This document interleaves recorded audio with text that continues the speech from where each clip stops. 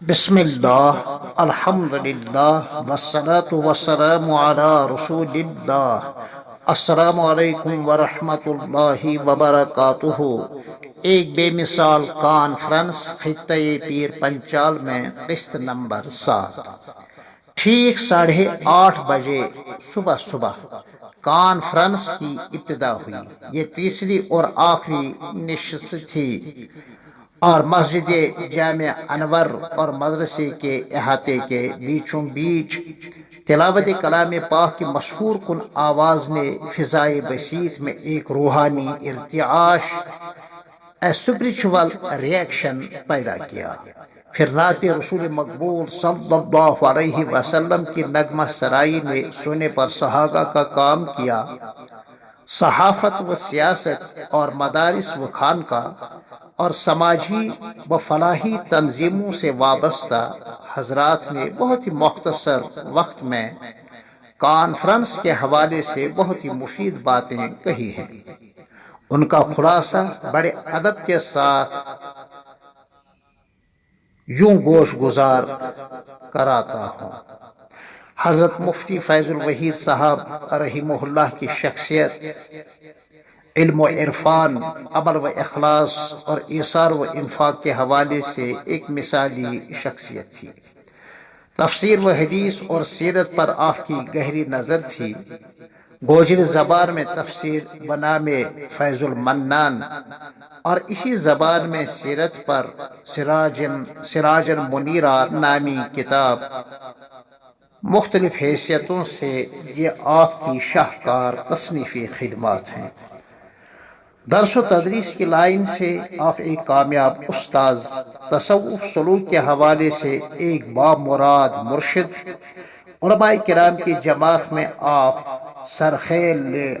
سرخیل علماء، عوام الناس میں آپ ایک ہر دل عزیز خطیب، یتامہ و مساکین اور بے سہارا لوگوں کے لیے آپ ایک مسیحا، اسلام کی ترجمانی کے حوالے سے ایک کامیاب مبلغ و داعی، دفع موانع اور حل مشکلات کی لائن سے ایک باہمت اور صاحب عزیمت عالم ربانی، ایک بہترین جید الحفظ حافظ قرآن کریم، ایک پرکشش شخصیت کے مالک، سماجی و فلاحی خدمات کے حوالے سے ایک مخلص قائد، سیر چشم، پاک دامن، خوش مزاج، خوش لباس اور خوش کلام تھے، جو مصائب اور آلام میں بھی مسکرانا جانتے تھے، خندارو، ملنسار، متواضع اور مہمان نواز تھے، مصائب میں صابر اور راحتوں میں شاکر تھے۔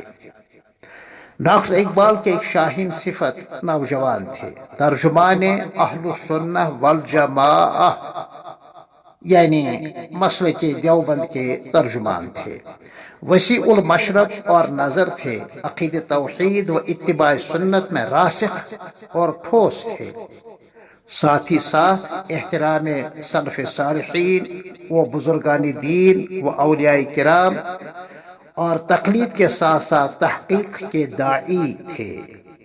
بعض منامی یعنی خوابوں کے ذریعے سے بشارتوں کی بنا پر آپ نے پنجاب کی طرف رخ کیا اور وہاں کے بے سہارا مسلمانوں کے دینی اور دعوتی سہارا بنے۔ جدید تعلیم یافتہ طبقہ آپ سے بہت ہی مانوس تھا۔ عصر حاضر میں باہمی اتحاد اور اتفاق کی ازحد ضرورت ہے اور حضرت مفتی صاحب اس کے مناد اور داعی تھے۔ حق تو یہ ہے کہ وہ ایک رجل من رجال اللہ تھے۔